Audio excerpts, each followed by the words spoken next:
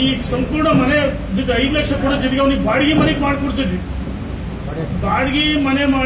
ಬಾಡಿಗೆ ಮಾಡ್ಕೋಬೇಕು, ಬಾಡಿಗೆನೂ ಕೊಡ್ತಾ ಇದ್ವಿ, ಮನೆ ಕಟ್ಟಿಗೆ ಹೋಗಿ ಮಾಡ್ಬೇಕದನ್ನ ಮುಂದುವರ್ಸ್ಕೊಂಡು ಬರೋಕಲ್ಲ.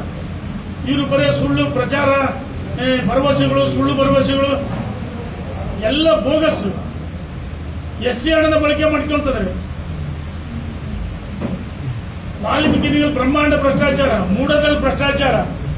ಮುಖ್ಯಮಂತ್ರಿಯಾಗಿ ಮುಂದುವರಿಯಕ್ಕೆ ನೈತಿಕ ಹಕ್ಕಿಯಲ್ಲ, ರಾಜೀನಾಮೆ ಕೊಡಬೇಕಂದ್ರೆ ಒತ್ತಾಯ ಮಾಡ್ತೀವಿ. ಬಿಜೆಪಿ ಸರ್ಕಾರದಲ್ಲಿ 21 ಹಗರಣಗಳಾಗಿದ್ದಾವೆ, ಒಂದು ತನಿಖೆ ಮಾಡ್ತೀವಿ ಅಂತ ಸಿದ್ದರಾಮಯ್ಯನವರು. ಆಯ್ತು, ಸನ್ಮಾನ್ಯ ಸಿದ್ದರಾಮಯ್ಯನವರೇ ಸ್ವಾಗತ ಮಾಡ್ತೀವಿ.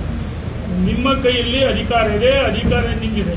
ನೀವು SIT ಮಾಡಿ ನಾಗೇಂದ್ರ ಅವರಿಗೆ ಅಧಿವೇಶನದಲ್ಲಿ ಕ್ಲೀನ್ ಚಿಟ್ ಕೊಟ್ಟಿರಿ. SIT ಮಾಡೋ ಉದ್ದೇಶ ಏನು? ಸಿದ್ದರಾಮಯ್ಯ ಇನ್ವೆಸ್ಟಿಗೇಷನ್ ತಪ್ಪಾಗಲಾರ್ದು, ನಿಮ್ದೇ ಅದು.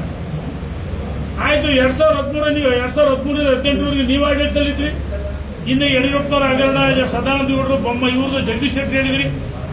ಅಂದು ಜಗದೀಶ್ ಶೆಟ್ಟರ್ ಅವರು ಅರ್ಕಾವತಿ ಲೇಔಟ್ ನಲ್ಲಿ ಭ್ರಷ್ಟಾಚಾರ ಅದಿದೆ ಅಂತೇಳಿ ಆ ಫೈಲ್ ರಿಜೆಕ್ಟ್ ಮಾಡಿದ್ರು. ಅವರು ಯಾವ ಸಿದ್ದರಾಮಯ್ಯನವರು 2013 ಅಧಿಕಾರಕ್ಕೆ ಬಂದಾಗ ಸಾವಿರಾರು ಕೋಟಿ ಅರ್ಕಾವತಿ ಲೇಔಟ್ ಮಾಡಿಫೈ ಮಾಡಿ ರೀಡು ಅಂತ ಮಾಡಿದ್ರು. ಭ್ರಷ್ಟಾಚಾರಕ್ಕೆ ಮತ್ತೊಂದು ಹೆಸರು ನೀವು ಕಾಂಗ್ರೆಸ್. ನಿಮ್ ಕೈಯಲ್ಲಿ ಅಧಿಕಾರ ಇದೆ, ತನಿಖೆ ಮಾಡ್ರಿ. ಯಾವುದೇ ತನಿಖೆ ಹಗರಣ ಆಗಿದ್ರೆ 187 ಕೋಟಿ ವಾಲ್ಮೀಕಿ ಹಗರಣ ಆಗಿದೆ. ಅದು ವಾಲ್ಮೀಕಿ ನಿಗಮ ಮಾಡಿದ ಯಡಿಯೂರಪ್ಪನವರು ಆ ಸಮಾಜಕ್ಕೆ ಸಣ್ಣ ಪುಟ್ಟ ಇಂಡಿವಿಜುವಲ್ ಲೋನ್ಗಳು ಇದಾಗಲಿ ಅಂತ ಹೇಳಿ SCP ನಾಣ್ಯಗಳಿಗೆ ದುರುಪಯೋಗ ಮಾಡ್ಕೊಂಡಾರೆ. ಪರಿಶಿಷ್ಟ ಪಂಗಡದ್ದು ಜಾತಿದು. ಹಾಗಾಗಿ ಅಧಿಕಾರದ ನೈತಿಕ ಹಕ್ಕಿಲ್ಲ. ನಮ್ಮ ಸರ್ಕಾರದಲ್ಲಿ ತಪ್ಪುಗಳಾಗಿದ್ರೆ, ಭ್ರಷ್ಟಾಚಾರ ಇದ್ರೆ ತನಿಖೆ ಮಾಡಿ ಮುಕ್ತವಾಗಿ. ಇವರು ಬ್ಲಾಕ್ ಮೇಲ್ ಮಾಡ್ತಾರೆ, ಎದುರಿಸ್ತಾರೆ.